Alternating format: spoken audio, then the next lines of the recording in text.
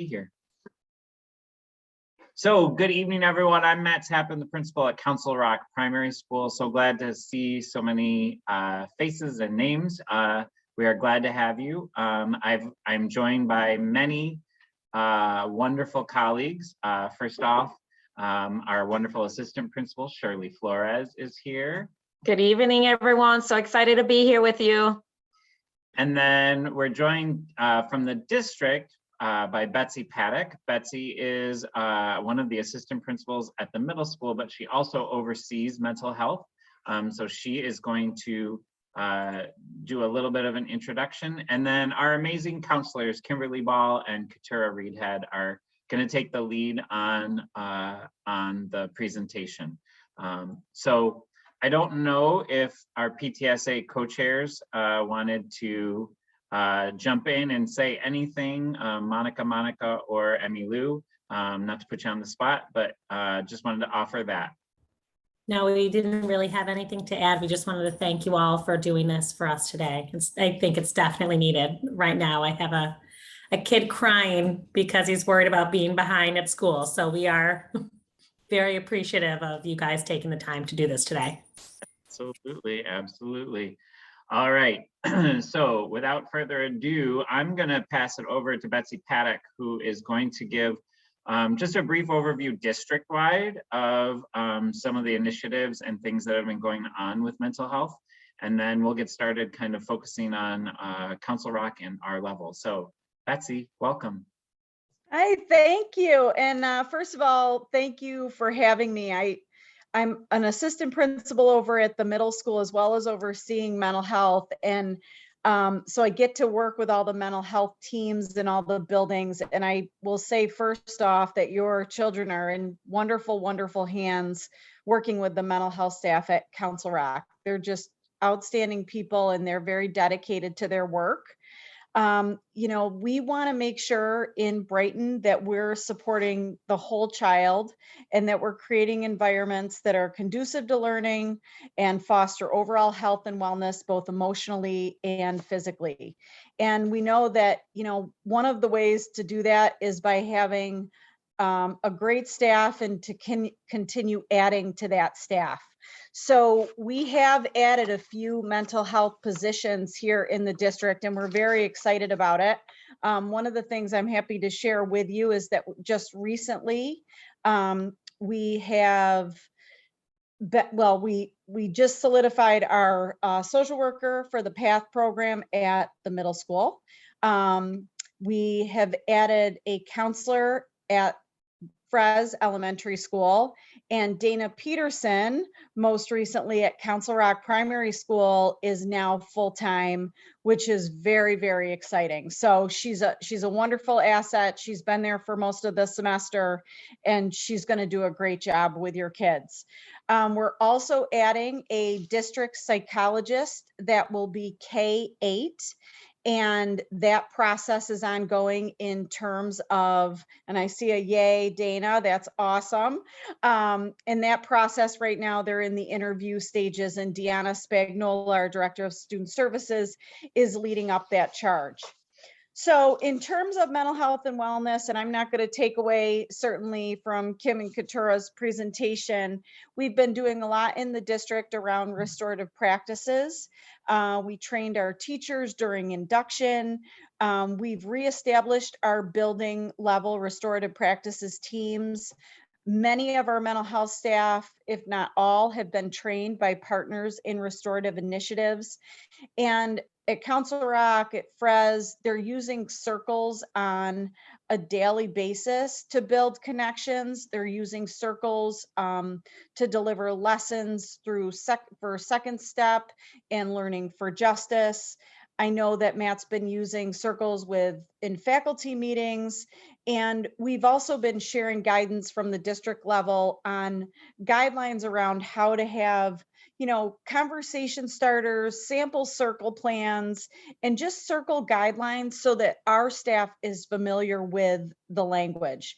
And I know that at the upper levels, especially at middle school and high school, we've been trained in restorative discipline. And the one component of that we've been using is having a lot of restorative conversations. So when there is harm done between students, we're able to sit them down. There might be a consequence, but once that consequence has taken place, we sit the kids down, we ask them a series of questions that are really scripted, and then they're actually able to repair the harm. And I would say the success rate in this, I've said, at middle school, I've sat with a couple where I'm like, oh boy, we're probably going to be back at this table later. But for the most part, I'd say 95% of the time, it works really well. And I think the kids feel good when they leave. Another huge charge here in the district this year is certainly around social emotional learning. And we know that we want to continue our SEL curriculum. We're doing this in a lot of different ways. One of them is to find a screening tool so that we can screen students and adults to see where they are in terms of their social emotional development. We're working with a company right now called Panorama. I'm going to be presenting on Tuesday at our board meeting, and I'm going to have even more information that I can share. So if that's not a reason to tune into that board meeting, that's I hope that excites people. But we're going to have even more on what we're doing with mental health with Panorama. And that's we've been looking for a great tool. Panorama works with lots of schools, lots of school districts across the country, and they've had really great success. So we want to be able to support our adults and our students.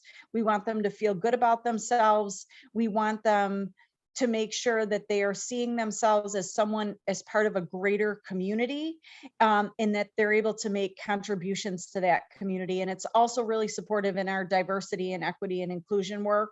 And it's just a wonderful, wonderful program, and I'm looking forward to where we're going with that.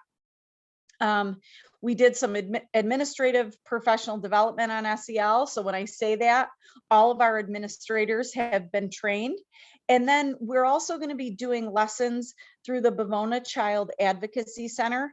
At the 3-8 level, we will be having direct instruction levels that are developmentally appropriate.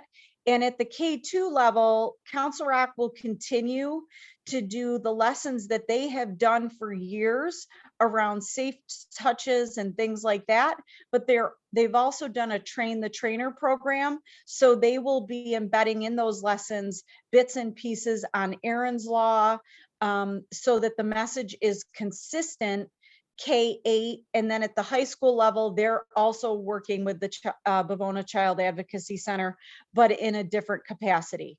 So we're really looking forward to this work with Bavona, and we want to make sure that we continue to support our kids so that they always feel safe at school. We hope to continue our partnership with Peary as we continue to go through the year and into subsequent years. We want to make sure that our student services website reflects all that we're doing with restorative practices, with social emotional learning, and has all of our resources listed around mental health and wellness. That's something that we hope to have up and going by the end of the school year. And I will also tell you that we have a really great resource that we developed last year that we continue to develop called our Wellness Suite. You can get to it right off of our district website, and it not only has great activities for students, it has great activities for families, ways to decompress. It has videos, it has yoga, it has meditation, it has coloring activities. And it's just one of those things that students can access. And I think we broke it down by level as well, so that it's grade level appropriate. So if you have kids that are at Council Rock, kids that are at Frez, kids are at the middle school, kids are at the high school, there's something for everyone. So I just wanted to let all of you know about some of the things that we've been doing, some of the things we continue to do. And I'm going to turn it over to the team. Unless Matt, are you taking over from here for a little bit? I'm just going to introduce Kim and Katura. So Awesome. So I won't steal your thunder, but thank you so much for having me with you tonight. And I'm always happy to answer any questions about mental health. All right. Before Betsy leaves, Raf, it looks like you may have a question. Do you want to? Yeah, I do have a question. Thank you, Matt. Sure. Betsy, I heard you mention using the screening tool in adults and students would be using that tool. Can you say exactly what is the purpose of the SEL screening tool, and what are the intended outcomes? So how would the findings be used? So that's Thank a you. really, really great question. So in working with Panorama, and Ralph, I want you to understand that we're just on the cusp of learning more about this. But what we know is that there are certain soft skills with kids, and there's certain things with our faculty and staff that we want to learn more about so that we can support them the best in our school district. So the screening tool doesn't ask questions that get directly at heavy duty mental health issues, but they ask more questions around grit, feelings about school, access to adults, being able to seek out people that they can connect with and work with, building connections, empathy, different things like that from what I understand. And so we get to tailor these the screeners that we would be using, or the surveys that we would be using with both students and adults, and they're only about 15 minutes in length, so that we would be able to, from a district level, have a perspective. We can also disaggregate it to the building level, to class levels, to individual students. And what our hope would be, because our whole mental health staff would be trained in how to use this data, we would then be able to, or use this program, we would then be able to look at the data, and that would help us best going forward in how we could work with kids in terms of classroom lessons around mental health, how we could form counseling groups. We can use more targeted interventions. And those are the things that we really want to be able to do, because we know that, kids are coming to school and they just aren't always feeling as connected as they could to, to their classmates, to the school community. And that's one thing that we want to make sure that we're doing better. There's also a component within Panorama that looks at even more in terms of our RTI process, looking at academic interventions, looking at attendance, looking at lots of different things. That's a second step if we decided to go in that direction. But it's just something so that we can have a better pulse on how kids are doing, so that we overall can build a better school community. Does that help a little bit? Yeah, I think it does. And one thing I'm hoping that whatever those tools are, it really is sensitive about the experiences of students, because I know all of our students are coming from different backgrounds, different walks of life. And I think, as you know, Betsy, depending on one's experiences, certain emotions, et cetera, are developed. So I'm just hoping that it's not just kind of a surface level auditing tool, and there is some consideration of individual experience. And that's a really great point. And we want to make sure that our kids, like I said, are feeling a part of that community. And it is about listening to everyone's story. So we will be, before any of these surveys would be given to families, to students, there would be some outreach first, so that people have a much better idea of what those things would look like that we would be surveying for. And I'm just really looking forward to and hoping that this all goes in the direction I think it's going to go, because I think that this could be a real game changer just in terms of what I know about Panorama so far and the success they've had in working with schools across the country. I think it could really do great things for students and families in terms of building all of those connections that we know are so powerful. Right. Thank you, Betsy, for coming and giving that introduction and that great overview. It certainly paved the way. So tonight we are excited to have Kimberly Ball and Keturah Reedhead. So a little bit more, Keturah is back. She's been with us for many years. She's back after her maternity leave. And Dana Peterson was actually in for her, and we're really excited to be able to continue. So Dana is not a new face. She's not with us tonight, but she's not a new face, so she's going to be continuing. So this is 2/3 of our counseling team. We also have Mark Henretta as our social worker and our psychologist, Erin Dibble, who are not on with us, but are certainly really awesome members of our mental health team. So I'm going to turn it over to Kimberly and Keturah. All right, thank you, Matt, and good evening, everyone. Thank you for being here with us. I am going to pull up some visuals for us to look at tonight while we talk about mental health supports at Council Rock and really dive into specifically what social emotional learning, or SEL, looks like for us at our level. So just 1 second while I grab that. All right. Do we see this? Okay.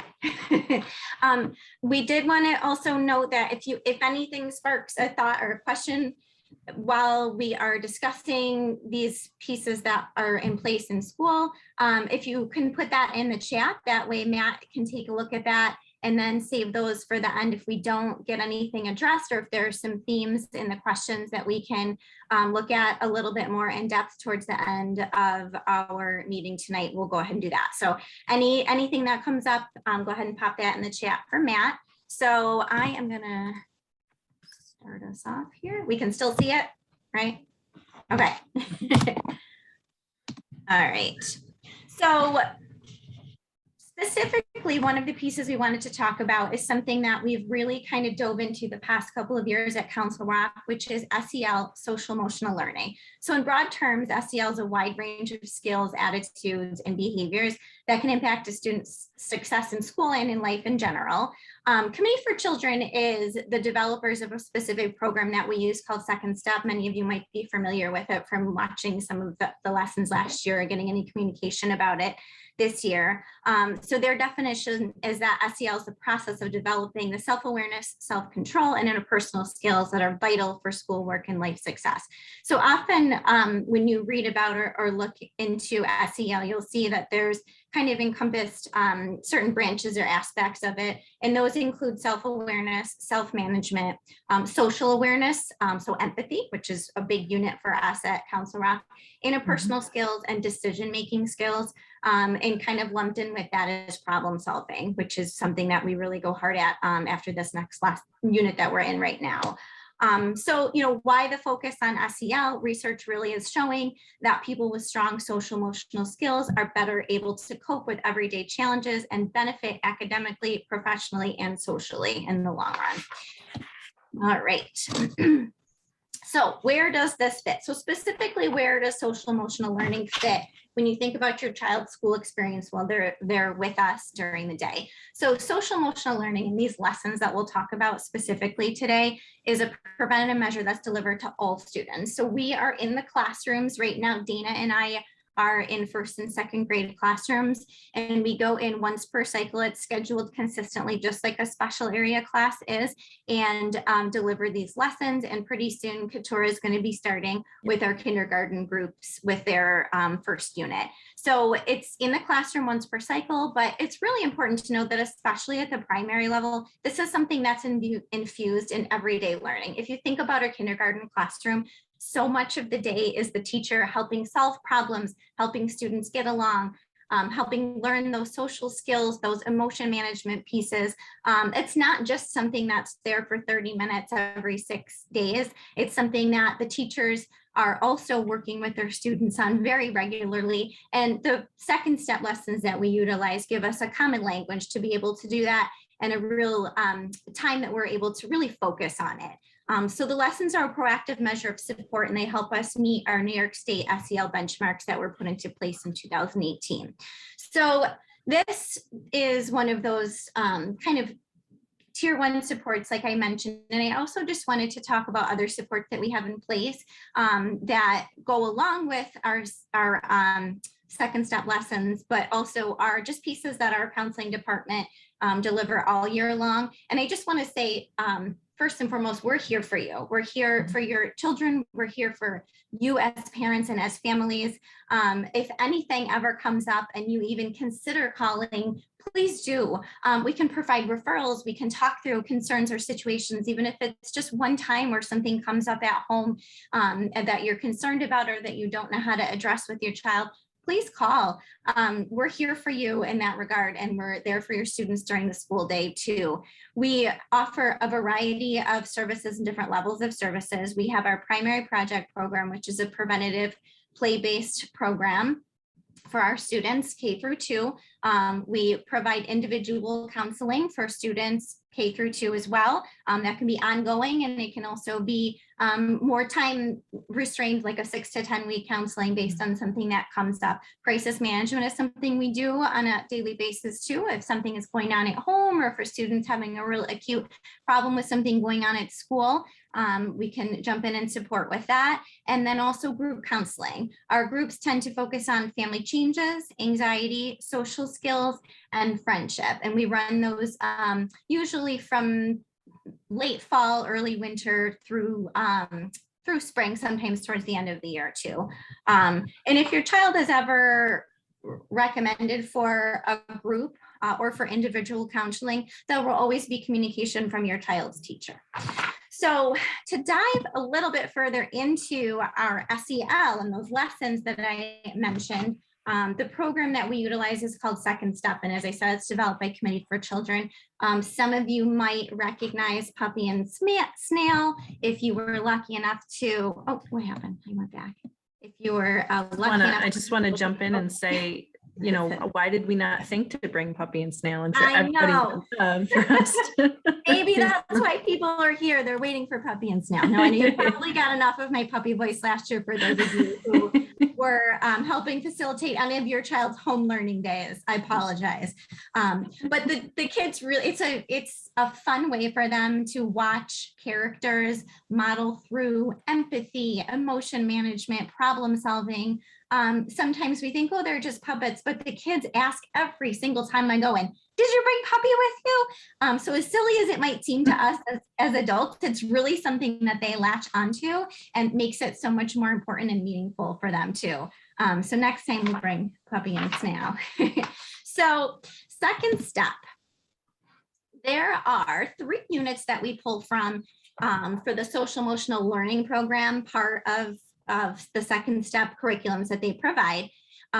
Empathy, emotion management, and problem solving. So empathy would have everything to do with identifying feelings in others. So reading facial expressions, those kinds of things, understanding the context in which something happened, how to ask somebody what happened or what support they might need, leading us into showing care and concern. Emotion management right now is what we're just finishing up for 1st and 2nd grade. So identifying feelings in ourselves, and most importantly, what to do. So utilizing coping skills. We really try and give children one concrete thing that they can do, whether it be a mindful breathing exercise, a grounding exercise, identifying an adult that they can talk to when they're having a big emotion. Each time we go in, we don't just talk about, okay, here's a big feeling that you might have, but here's what you can do when that happens to you, really with an overarching theme of all feelings are okay. And then we're moving into, like I said, that problem solving unit. We focus a lot in Second Step on social problem solving within our problem solving unit, and has a lot to do with having respectful conversations when you have a disagreement, or there's a difference with a friend in what you're choosing to play, or, you know, any of those things that come up on the playground or in the classroom during those unstructured times, especially.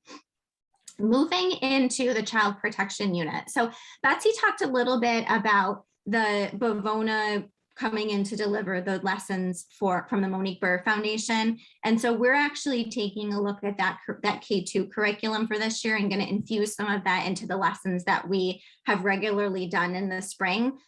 We think it's important for there to be some consistent language throughout K through 12 when these lessons are being delivered, so that they understand that this is that message and it's really enforced year after year. So we've utilized the second step child protection unit the past couple of years, which includes basic safety rules and then a very specific abuse prevention lesson, We always supplement these lessons with something a little bit more like either get up and go or fun for the kids. Typically a read aloud will make some connections with characters and stories, especially to help with the empathy piece. Class Dojo has Mojo videos. If we have some time at the end, we'll give you a little snippet of what they look like. I love these because they're available on YouTube and you can pull them up at home too. They're really short. Most of them are about 3 minutes long. Some of them are a series. So there's one empathy, I think, is 3 short little 3-minute videos that it goes through. So, and we don't use all of them in our units, but we use some of them, and the kids absolutely love Mojo. Not only do they ask me if puppy is coming in each time, every time they ask me if we're watching a Mojo video as well. So I really like these. They tackle a lot of kind of big feelings, coping skills. There's even things about perseverance and what's in or out of our control. So those are a kind of a nice piece that you could pull up at home and watch as a family as well. So those are some of the pieces that we kind of supplement the second step social emotional learning program with. Wanted to provide here a little visual to kind of show how there is consistent language through the program and through the teaching that we're using. So these are the posters for the 3 units that we use: empathy, managing big emotions, and problem solving. So these you'll find everywhere in the school. So this year we had them printed for each classroom. We put them in hallways, and the special areas also have these, and they provide a visual reminder for the teachers, for the students, for things that you can do when these pieces come up during the school day, right? So like I said, this is infused throughout all day, every day. So these are a visual reminder. And also, if you take a look at some of the words on there, you kind of get an idea of what the language is that we use that comes along with this curriculum. So I'll give you just a second to take a peek at those posters, if you can read the words. The thing I just want to add to really quick, Kim, if that's okay, is the thing that's really nice about this program and the lessons that we teach, I think, is that they're not one-off lessons. It's not just, we're talking about empathy and then we're moving on completely to something different. They're really building off of each other, and even the units are building off of each other. So we're using that consistent language, and they really have sort of a full toolbox by the end of these lessons. Yeah, that's a great point. And I'll actually go to the next slide because that's a great connection here. I know this is a lot. I don't expect everyone to read it. My point in putting this on here is kind of to show the nitty gritty of the curriculum. So this chart contains the titles of each lesson for each grade level: kindergarten, first and second grade. And I just really wanted to put this up to highlight some commonalities, but also show how the program is differentiated to be developmentally appropriate for each level. So for example, you'll see kindergarten, same or different is one of the lessons. In first grade, we talk a little bit more in depth about that, similarities and differences. And then in second grade, the lesson that is connected to that is respecting different preferences. So you can kind of see how there is commonalities throughout, but it also builds year to year. So not even just lesson to lesson, like Katura mentioned, but it's something that we can look back on year before. Remember when we had this conversation? No, usually, but then we give them a couple reminders, and they might. But we've got that kind of base of understanding when we move forward with it, then especially when we get into second grade. So that's what that looks like. So here are currently, when we go in for the abuse prevention, that safety unit, these are the lessons that are encompassed in there. Ways to stay safe, the always ask first rule, safe and unsafe touches, the touching rule, and then practicing staying safe, which is a review of the whole unit. So it starts off in real broad terms, talking about safety. So we kind of have the 8 never nevers, where we talk about things like always wearing a helmet when you're on your bike or always wearing your seatbelt when you're in the car, and really hone in on safety. And then it moves really specifically where we're able to identify something that is referred to as the touching rule, identify the private areas of our body, identify what would be abuse in that nature, and then what to do. So we really make sure that that's a concrete, simple message to the kids: say no, get away, and report. So what that language looks like might be a little bit more when we're delivering lesson, but we're very repetitive about those pieces as far as refusing. I think in second step, it's recognize, refuse, and report. So we really kind of go at that over and over again. So that's what that looks like as far as the child protection unit that we've been using. And like Betsy mentioned, we're also looking at that Monique Burr Foundation lessons. I just got access to the dashboard, and we're going to be reviewing that during the next couple of weeks. And we will, some of those of you who have had children go through Council Rock or in older grade levels might remember communication goes out to families before this conversation is had in the classroom. So you should absolutely expect communication home, that these conversations are happening. And then in that communication, we'll also talk about specifically what the messages in those lessons are and where we're pulling that from also. So I wanted to pull up, so Betsy had also referred to the Learning for Justice lessons, and this is something that we reviewed over the summer moving in to this school year. My mouse is very sensitive and just jumped me back. So I'm going to see if this works to pull up this alignment chart. So I wanted to show everyone what we looked at to be able to identify lessons that were specific to diversity and equity, but that also could be embedded within our time going into the classroom delivering these social emotional learning programs. So we wanted it to make sense with what we were talking about, but we wanted it to really be meaningful in that regard also. So this alignment chart is something that we took a look at, developed by the Committee for Children, and it connects to Learning for Justice lessons. So Learning for Justice is not a curriculum, it's a library of resources and lessons pertaining to diversity and equity that's available online.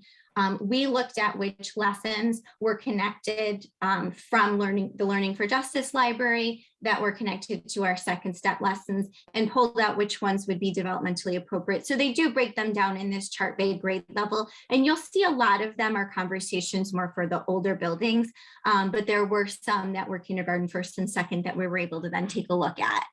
Can you guys see this? Yeah, it didn't work, right? We didn't see it. We didn't see it. So what you might need to do is stop sharing. Yep. And then share back to the, share back again. Yep. I'm going to share screen instead. Did that work? Yep. Mhm. Okay. All right. Sorry, everyone. Here's that alignment chart. I realized as I was about to click back to the PowerPoint that probably happened. So here we go. So if you can kind of see how they're divided up by lesson and then the grade level that it would be appropriate for here. So just for reference, this is something that we took a look at to be able to pick from that library of lessons and that which lesson would be both developmentally appropriate and align with what we're already going in and talking about as far as the SEL part. So I'm going to go back to our PowerPoint. Right. Okay. So what I want to stress is that at the primary level, these conversations that we're infusing in this curriculum that pertain more to diversity and equity is that they're really focused on recognizing and respecting differences, laying the groundwork for having respectful conversations when we have these differences, and then also learning how to find out what we have in common when we can't see it. I think sometimes these are the most powerful conversations that our students can have during these lessons. And they often start off more as, let's talk about our favorite color. How many of us have the same favorite color or a different favorite color? How many of us have the same tradition or celebrate the same holiday or a different holiday? And preferences too, even things like that, like I had pointed out in one of the lessons, it was recognizing different preferences, right? So we kind of can take those lessons and then move into having these conversations. And a lot of times it's providing that opportunity to talk about those pieces for the students in a real kind of carved out way where they're able to have those conversations and find those similarities and commonalities that they may not have found otherwise, or learn something new about a friend, really, a classmate. So that's really what those lessons look like, especially at our K2 level. And at this point, I'm going to pass it over to Keturah, who's going to talk a little bit more about what the lessons look like when we're in there. Okay. So, Kim, if you wouldn't mind just going to the next slide. Thank you. Appreciate it. So this is a sample lesson, you know, as you could see from the chart previously, this is a grade 1 lesson, but there are similar lessons in kindergarten as well as second grade, just differing in terms of where they're at academically and verbally, you know, those sorts of things. So this is an empathy lesson. So you can see that I'm pointing, and yet you can't see what I'm pointing at. Sorry. I've forgotten how to zoom. So, so you can see that students will be able to compare physical and emotional similarities and differences between the two children. That's a really big thing in the empathy unit, is learning how to look at somebody's face or their body and see what it's doing, what they're doing, what their face looks like, and figuring out what they might be feeling, and making, you know, your best educated guess. We also talk about how we might not always be right. So it's important to ask. It's important to, you know, not assume that somebody's feeling angry or sad or whatever it happens to be, but to ask. And so, so this lesson specifically talks about two different girls who are going to school, and one is feeling excited and happy, and one is feeling not so excited and more nervous and worried. And you can probably tell from the pictures who's feeling what, because I know all of you are using your empathy superpowers, which is what I like to say. So yeah, so we focus a lot on looking at the facial features, listening to words, really kind of looking for the clues of what a kiddo's feeling. And each lesson has its own objectives. Again, they build off of each other. They have their own concepts, but again, they build off of each other. Each lesson, we try to start out with something, you know, a little bit more fun, and just do a little brain builder, a little activity. And then we do a review of the previous concepts, the previous lessons, to familiarize them and remind them what we're talking about. And then we move into a whole group discussion and talk about, you know, here's what we're going to be learning today. Here's what we're going to be talking about. And then we like to switch it up by doing whether it's breakout groups or partner discussions. We might do another game. And we also have some lessons where we like to do a worksheet. This lesson specifically has a video link to it, so we spend time doing that. That's okay. We can move on. That's all right. So that's a sample lesson. And Kim and I also wanted to talk about how you might be able to reinforce these lessons or these units at home. So I'm going to go through each unit and just kind of talk about, you know, how you can reinforce those at home. Really, the biggest reinforcement at home is role modeling. Obviously, you know, the kiddos are going to learn from what they see you doing and what they see you saying. So when it comes to empathy, you know, encouraging it while reading, using empathy ourselves. You know, it seems like you're frustrated. Let's take a breath, or let's, you know, listen to some music or dance it out, or whatever it happens to be.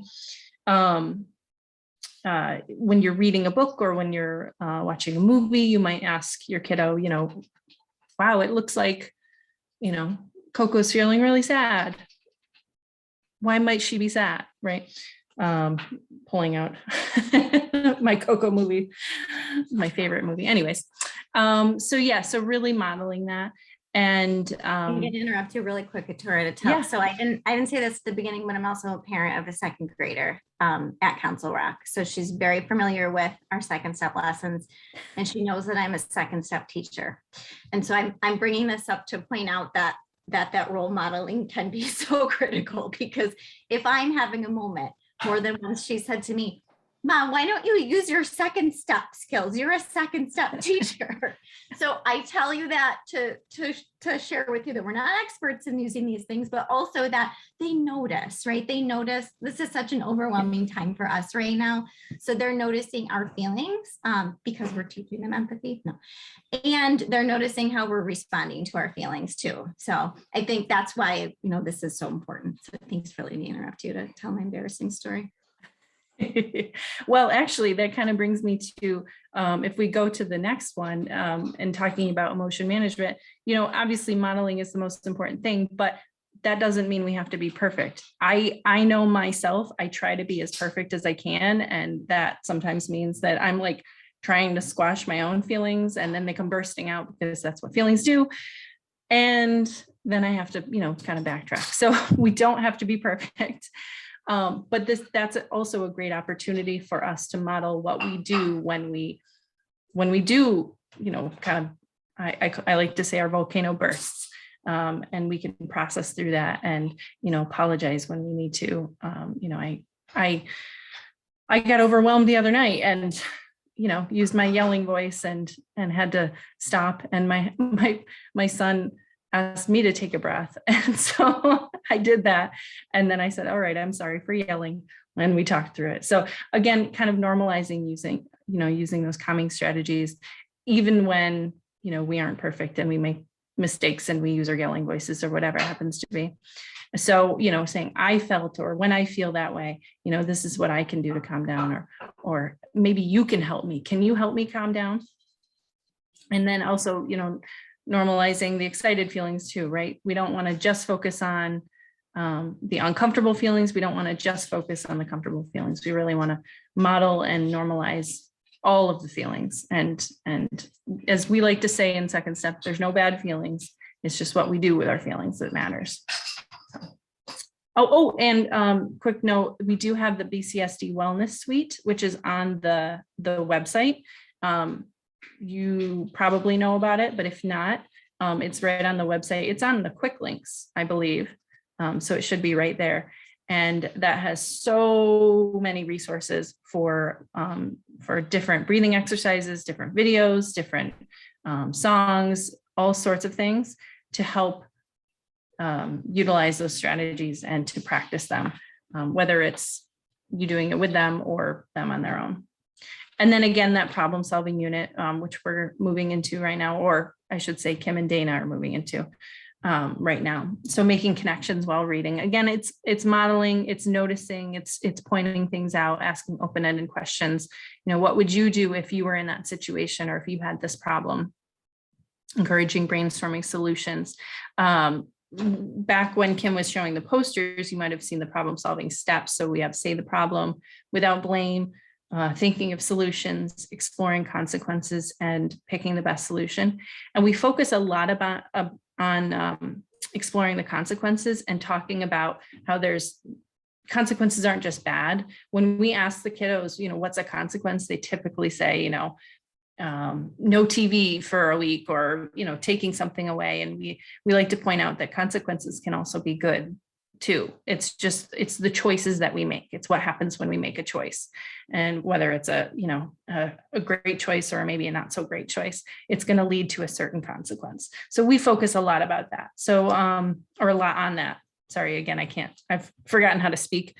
So what might happen if, what are some safe ways to solve the problem? Again, those open-ended questions are really going to encourage them to find their own solutions. And then we have the safety abuse. Oh, wait, maybe not. I'll go off my notes.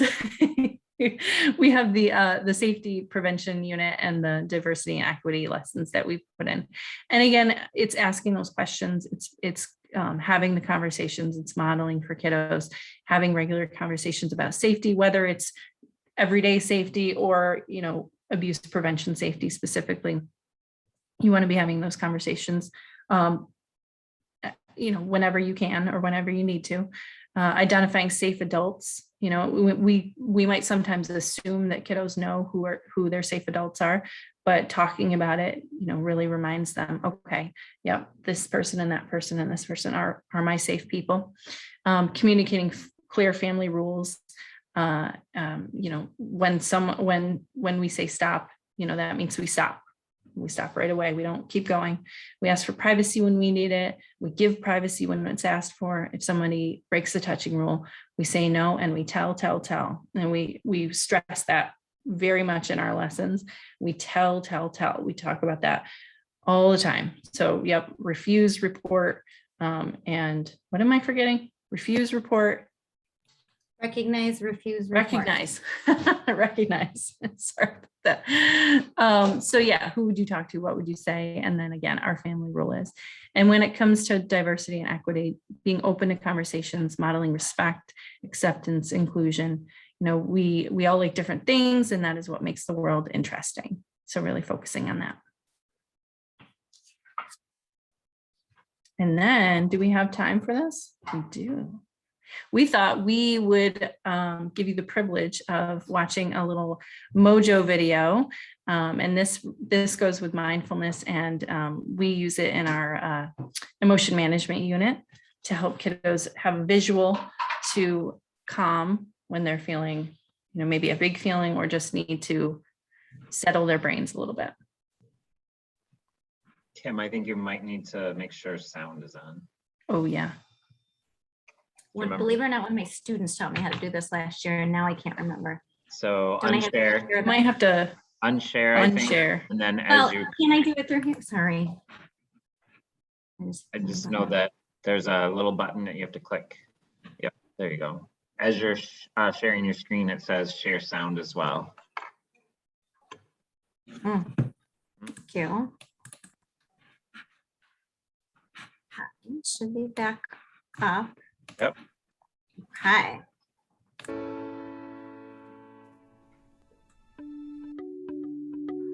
Welcome, everyone, to Mindful Breathing. Let's start by getting comfortable. Take both of your hands and rest them gently on your stomach. Close your eyes, blocking out everything that's around you. Now, focus on your breathing. We're going to take some deep breaths together. In and out. Keep breathing deeply. Inhale slowly through your nose and feel your stomach rise as the fresh air comes in. Slowly let all the air out through your nose. Take another slow, deep breath and feel your hands on your stomach. Feel them push up and then go down as you exhale. In and out. Now, imagine a red deflated balloon on a string.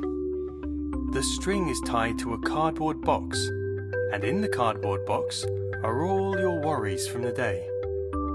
Anything that's frustrating or bothering you is now in the box. Take your next deep breath, and as you fill your chest with air, the balloon fills with air too. As you exhale, the red balloon flies away, taking with it the box of all your frustrations.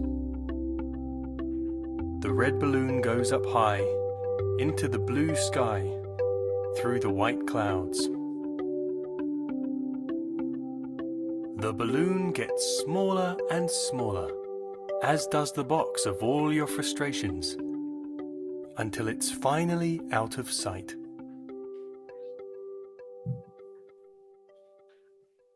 Take a few more slow and deep breaths, and when you're ready, you can open your eyes and rejoin the class.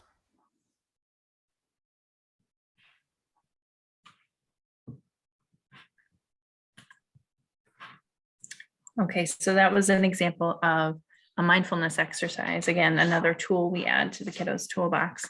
for how they can deal with big feelings.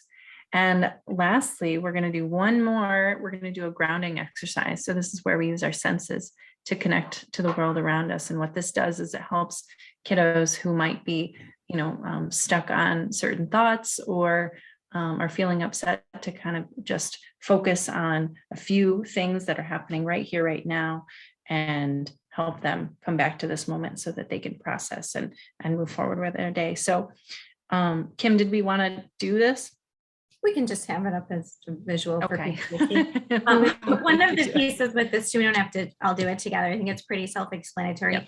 And it seems really simple, but this is really one of those pieces where if I kind of do, I'll take a turn, you take a turn. With a child, it's a really great brain distraction from that thought that you can't get out or that worry that you're having. So this is a really good one. And it's also, it can take some time, right? If you're both listing those things out loud. And one of the things I like to stress, and I always talk to parents about, is finding some time to do calming exercises, mindfulness, anything that could be used as a calming strategy in the moment. Finding time outside of those high, intense, stressful moments to practice it.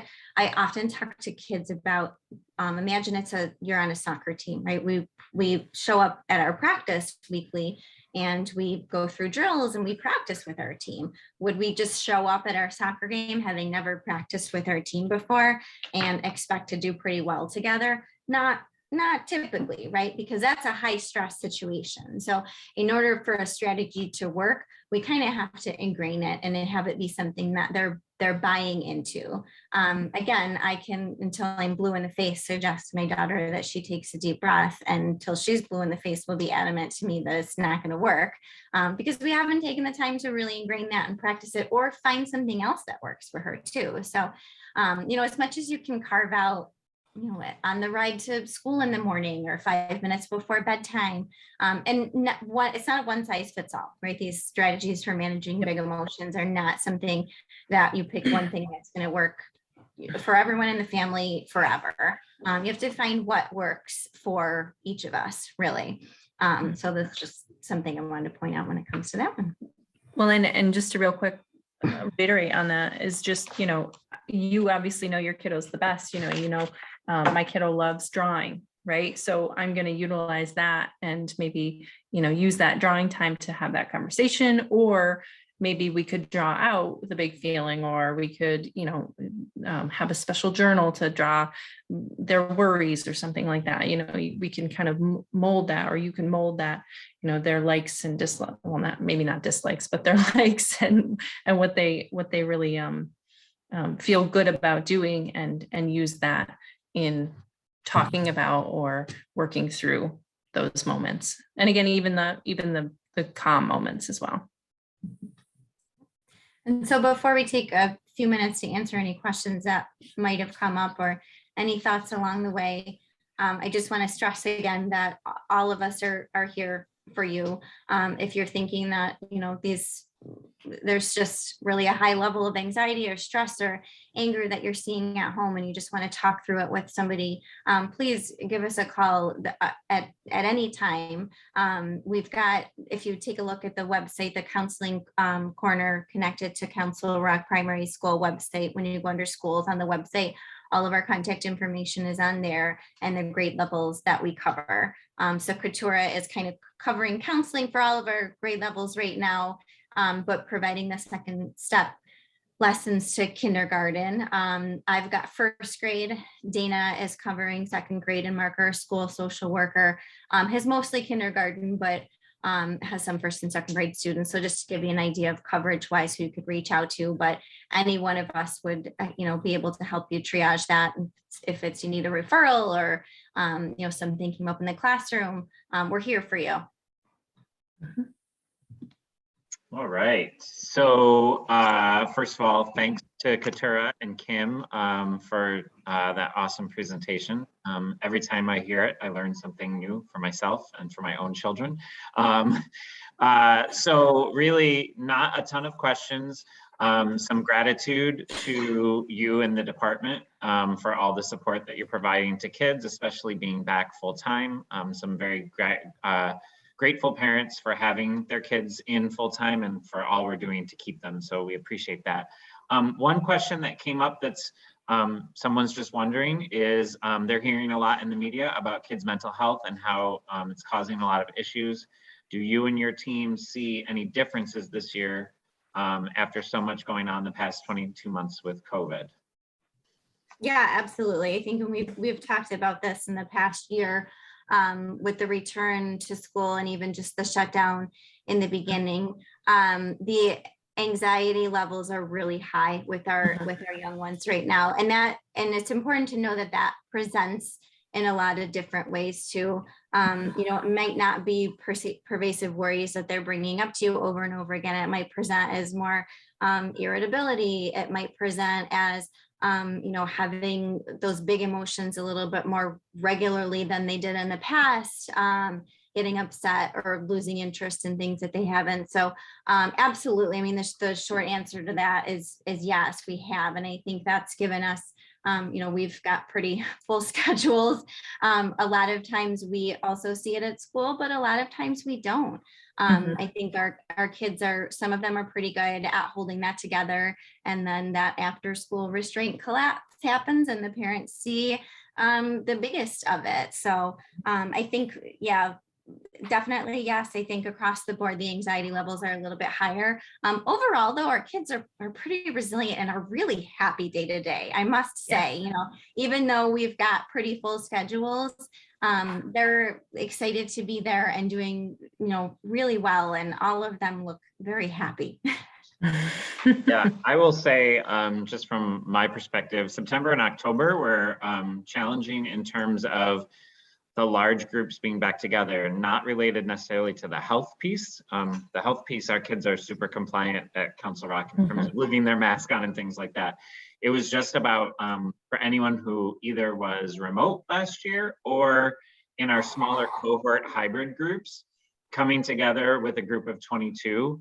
There was a lot of relearning or initial learning that needed to be done about how to wait patiently for adult attention. So if a teacher or another adult in the room was needing to take time with someone else, waiting patiently, but then a lot of just basic relationships. And I think I saw it most in our kindergarten friends who very likely this was their first formal school experience, simply because a lot of parents kept them out or weren't able to send them even to a daycare, things like that, where they learned how to, be. So I saw some examples of things that I just was like shocked at, but then when I stepped back, it was, they needed to learn and be taught. And I see them in a really different groove now that we've been in school for 4 and almost 5 months.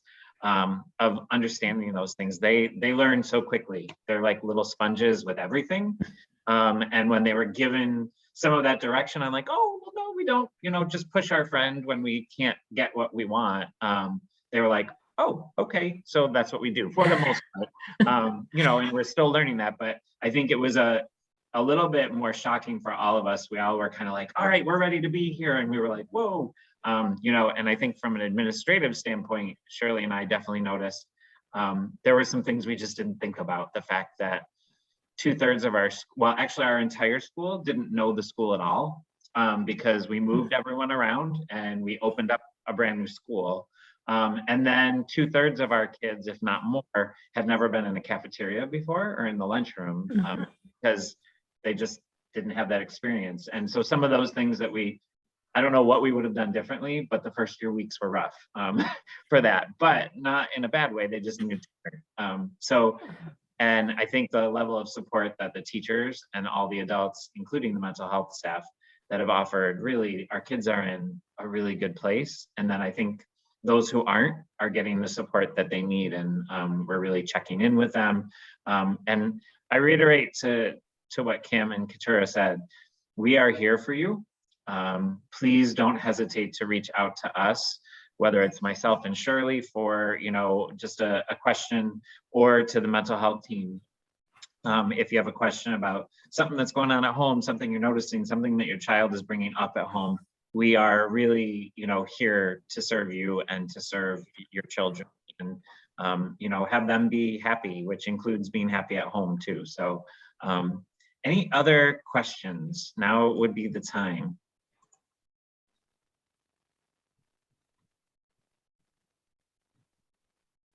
All right, it is 8:02.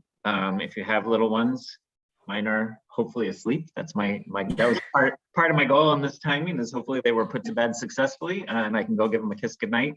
But we appreciate all the support that you've provided to us. You said, you're thankful for us. We're incredibly thankful for you and the support you've given us as a community in helping to keep your kids safe and keep us in school.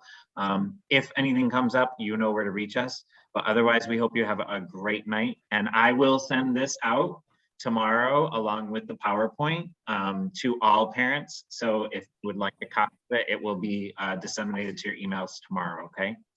All right, thanks everybody. Stop the recording too.